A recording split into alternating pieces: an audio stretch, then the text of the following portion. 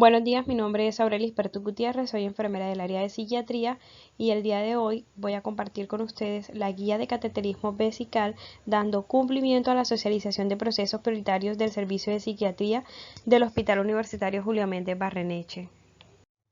El objetivo de esta guía va a ser garantizar el manejo seguro al paciente en la introducción de una sonda o catéter a la vejiga a través del canal uretral utilizando una técnica aséptica. Los recursos que vamos a utilizar son guantes estériles, jeringas de 10 cc, solución salina, pato, gasas, silocaína en jalea, sonda, que dependiendo del tipo de cateterismo que vayamos a utilizar, va a ser también el tipo de sonda. Por ejemplo, para un sondaje intermitente vamos a utilizar una sonda Nelaton y para un cateterismo permanente una sonda Foley. Asimismo, va a depender en dónde vamos a recolectar la orina. Si es por un cateterismo intermitente, vamos a utilizar un recipiente para recolección de muestra, pero si vamos a dejar una sonda instaurada de forma permanente, entonces aquí vamos a conectar a la sonda una bolsa de drenaje para cateterismo permanente que podría ser en este caso el Cistoflo como lo conocemos. Además, vamos a utilizar esparadrapo y la solución desinfectante para la limpieza del área genital. Antes de definir un poco cómo es el procedimiento para colocar una sonda vesical, es importante manejar una serie de definiciones. Por ejemplo, ¿qué es el sondaje vesical? Esto es una técnica que consiste en introducir una sonda hasta la vejiga desde el exterior a través del meato uretral. ¿Esto con qué fin? Con el fin de establecer una vía de drenaje que puede ser temporal o permanente y que va desde la vejiga hacia el exterior. ¿Qué es una sonda vesical? Es un tubo que puede ser de látex o de silicona cuya consistencia va a depender de su composición. Estas sondas tienen diferentes tamaños. ¿De qué depende el tamaño? Pues de la circunferencia externa que tenga la sonda, y esto está calibrado en medidas francesas. Estas sondas tienen uno o varios orificios en la pared distal que son los que van a permitir el paso de la orina desde la vejiga hacia la sonda, y a su vez pueden tener una, dos o tres vías distintas. La de una sola vía es utilizada para sondaje intermitente y las de dos vías para sondaje permanente. La sonda Foley es una sonda que se utiliza para uso permanente, como ya lo hemos venido mencionando anteriormente. Esta actualmente cuentan con un balón o un globo fino, las cuales están identificadas en la imagen superior derecha con el número 4. También tiene unos orificios distales que están identificados con el número 5, los cuales van a permitir el paso de la orina desde la vejiga hacia la sonda. También tiene un conducto para insuflar el balón, que es el número 1. En este vamos a conectar una jeringa y le vamos a inyectar ya sea aire o solución para insuflar el balón. Y en el número 2 vamos a tener el conducto por el cual drena la orina. La sonda Nelaton es el tipo de sonda más común y tiene muchos usos. Dentro de ellos se utiliza para vaciar la vejiga. Hay de distintos materiales, sin embargo hay unos materiales blandos que producen poco trauma, pero hay otros que están confeccionados expresamente con materiales semirrígidos. Este tipo de sondas son útiles para vencer obstáculos en la vía urinaria, sin embargo, pues debe ser utilizadas por personas que tengan el entrenamiento para realizar un sondaje vesical. El meato urinario es orificio por el cual la orina sale al exterior fisiológicamente. Está situado al final de la uretra. Una infección del tracto urinario puede ser conocida como ITU o IBU y es una enfermedad infecciosa causada por microorganismos como bacterias, virus o levaduras que van a crecer en el tracto urinario. Se deben tener unas precauciones generales para realizar un sondaje vesical. Por ejemplo, lo primero que se debe hacer es verificar la orden médica. Lo segundo es identificar al paciente. cumplir con las normas del manual de bioseguridad y llamar al paciente por su nombre.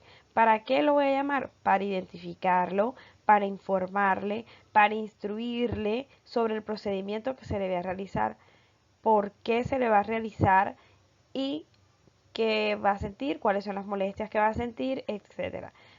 Además, se le solicita colaboración para la realización del procedimiento.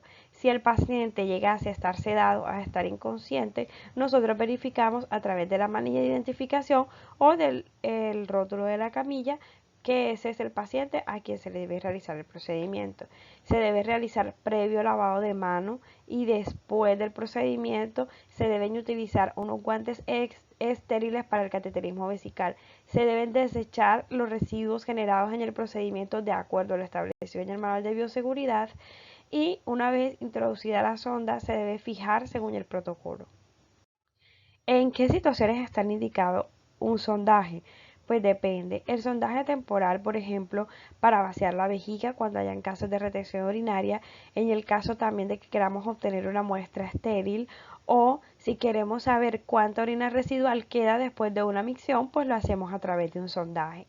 Y el sondaje permanente lo podemos utilizar para el control de diuresis, cicatrización de las vías urinarias tras la cirugía y en el caso de que haya habido cirugía, nosotros queremos evitar que haya tensión en las heridas, tanto pélvicas como abdominales, a causa de la distensión de la vejiga, entonces instauramos una sonda permanente para que no haya necesidad de que se lleve a cabo en el paciente una distensión de la vejiga. Además, para proporcionar una vía de drenaje o de lavado continuo de la vejiga. ¿En qué situaciones está contraindicado hacer un sondaje? En casos de prostatitis aguda, uretritis aguda, abscesos periuretrales, estenosis o rigidez uretral, sospecha de rotura uretral traumática, alergia conocida a los anestésicos locales o al látex. Es importante además explicar e informar al paciente y o familiar sobre el procedimiento que se va a realizar. ¿Qué es lo que le vamos a informar? ¿Cuáles son los beneficios? ¿Cuáles son las posibles complicaciones? ¿Y qué recomendaciones hay respecto al procedimiento? Se solicita su consentimiento y sobre todo la colaboración para realizar en la práctica. Todo lo anterior se debe registrar en las notas de enfermería. Es decir, en una nota de enfermería no solamente vamos a consignar paciente a quien se le recoge muestra de orina a través de sonda, no, sino que se anexa que se educa familiar y paciente sobre los beneficios, sobre las posibles complicaciones y pues todo lo que les mencioné anteriormente, recomendaciones, se adquiere su consentimiento, etcétera. Ahora sí, ¿cómo se realiza el procedimiento? Lo primero que debemos realizar es alistar el equipo completo con todos los recursos que les mencioné previamente. Yo armo mi bandeja, coloco todos mis insumos, me lavo las manos, explico e informo al paciente y al familiar sobre el procedimiento y una vez obtengo su consentimiento, entonces procedo al sondaje. ¿Qué es lo primero? Realizar el lavado de los genitales del paciente. Me coloco los guantes estériles, reviso que la sonda esté en buen intacto, reviso su fecha de vencimiento, compruebo que el balón ya esté en buen estado y una vez verifico el estado de mis insumos, coloco al paciente en la posición en la cual voy a realizar el procedimiento. Para el caso de la mujer, la ubico en posición ginecológica o de litotomía y con mis dedos pulgar y medio voy a abrir la vulva, voy a identificar y ubicar el meato urinario y una vez identifico el meato urinario, entonces empiezo a introducir lentamente la sonda hasta que obtenga la orina del paciente. Si es hombre, no es necesario entonces colocarlo en posición de litotomía, puedo ubicarlo en decúbito dorsal y con mi mano izquierda voy a sostener el pene en un ángulo de 45 grados. Cuando tengo bien sujeto los genitales del paciente, entonces con los dedos pulgar e índice de la mano izquierda, que es con la misma mano que estoy sujetando, voy a separar el prepucio. Si es necesario, de acuerdo al calibre de la sonda, puedo utilizar silocaína con el aplicador y lo voy a colocar en el meato urinario en una cantidad que sea suficiente, y con la mano derecha voy a empezar a introducir la sonda lentamente dentro de la uretra hasta obtener la orina. Si la sonda no es permanente, entonces yo tomo la muestra y permito todo el vaciamiento de la vejiga. Una vez se haga todo el vaciamiento de la vejiga, retiro la sonda. Si la sonda llegase a ser permanente, insuflo el balón, ya sea con agua destilada o solución salina, y con esto estoy fijando la sonda al interior de la vejiga. ¿Qué cantidad de agua destilada o solución salina yo debo utilizar para insuflar el balón? Pues eso depende de las recomendaciones del fabricante de la sonda. Mayormente utilizamos 10 cc, pero pues como acabo de mencionar, eso va a variar de acuerdo al tipo de sonda que estemos utilizando, y siempre hay que percatarse de las recomendaciones que vienen con este tipo de sonda. Además de esto, cuando ya fijemos la sonda, la conectamos a la bolsa de drenaje, si es permanente, y vamos a fijar la sonda al muslo del paciente para evitar su movilización. Una vez terminemos, entonces cubrimos al paciente, retiramos el equipo, y si se tomaron muestras, se roturan y se envían al laboratorio. Todo esto se realiza en las anotaciones de la historia clínica, en las notas de enfermería. Hay que tener en cuenta que para los recién nacidos las sondas permanentes son las Nelaton, entonces no utilizamos en recién nacido Foley. ¿Cuáles son las posibles complicaciones que pueden presentarse ante un sondaje vesical? Uno, pues que creemos una falsa vía por traumatismo en la mucosa uretral. ¿Cómo prevenimos esto? Hombre, no hay que forzar la introducción de la sonda. Esta debe entrar con suavidad. Sí hay que tener en cuenta que cuando estamos introduciendo la sonda hay un lugar en el cual nos va a ejercer un poco de resistencia, pero es una resistencia leve. Nunca debemos introducir esa sonda de forma forzosa. ¿Qué acciones entonces se recomiendan frente a este tipo de complicación? Hombre, si yo estoy haciendo la introducción de la sonda y no consigo terminar mi sondaje, debo esperar un rato antes de realizar de nuevo la técnica. Otra de las complicaciones es retención urinaria por obstrucción de la sonda. Esta obstrucción puede estar causada por un acodamiento de la sonda y por coágulos, moco o por sedimentos de la orina. Entonces, por esta razón, no se debe hacer cateterismo vesical si se observa que hay sangrado. Otra de las complicaciones es infección urinaria ascendente por migración de bacterias a través de la luz de la sonda. ¿Cuál es la prevención? Tomar todas las medidas de asepsia y antisepsia para el procedimiento, hacer un adecuado lavado de manos, utilizar los guantes estériles, realizar la previa asepsia del área genital de mi paciente. Todo esto hace parte como acciones preventivas para evitar esta complicación. Otra de las complicaciones es presencia de hematuria posterior al sondaje. En este caso lo voy a prevenir causando el menor trauma posible uretral en el paciente y pedir la colaboración del mismo, tener todo el equipo listo, tener preferiblemente un auxiliar para asistir el procedimiento. ¿Cuáles son las condiciones de seguridad del paciente? Deben cumplirse de forma estricta las normas de bioseguridad y de técnica aséptica. Debo tener todas las precauciones para evitar los traumatismos uretrales, debo analizar los antecedentes del paciente, debo verificar contraorden médica, verificar que no haya alteraciones físicas en el material a utilizar, no tocar la piel una vez que ya desinfecté la zona, debo tener en cuenta el calibre de las zonas de acuerdo a la edad del paciente. Valorar las características de la orina y notificar al médico pues la presencia de alguna complicación. Ante el roce de la sonda con cualquier superficie no estéril, debemos cambiarla por una sonda nueva. Recordemos que la sonda es un material estéril y por tal razón es un procedimiento que debe cumplir todas las condiciones estériles. Si se introduce erróneamente la sonda en la vagina, debe desecharse, desinfectar de nuevo la zona y utilizar una sonda nueva, repitiendo el procedimiento. Para insuflar el balón debe utilizarse agua destilada y no suero fisiológico, puesto que el sodio puede provocar la rotura del balón. Debemos inflar el balón con los mililitros de agua destilada que recomienda el fabricante y esta maniobra no debe molestar al paciente. Se debe mantener la bolsa colectora siempre por debajo del nivel de la vejiga. ¿Esto para qué? Para evitar reflujos. Si hay que trasladar al paciente y se coloca la bolsa sobre la cama, se debe pinzar el tubo. El sistema de sondaje permanente es un sistema cerrado, por lo que no debe desconectarse para limitar el riesgo de infección. Si hay que recoger una muestra, se utilizará la zona de la tubuladura que esté indicada para ello. Una sonda permanente debe cambiarse cada 15 a 20 días, aunque las sondas de silicona pueden mantenerse un periodo más largo.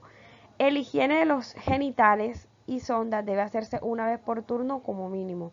La bolsa colectora se debe vaciar cada vez que esté llena en 2/3 de su capacidad y cambiarse cada semana. Se debe comprobar la prescripción médica del retiro de la sonda vesical, al igual que cuando se instaura.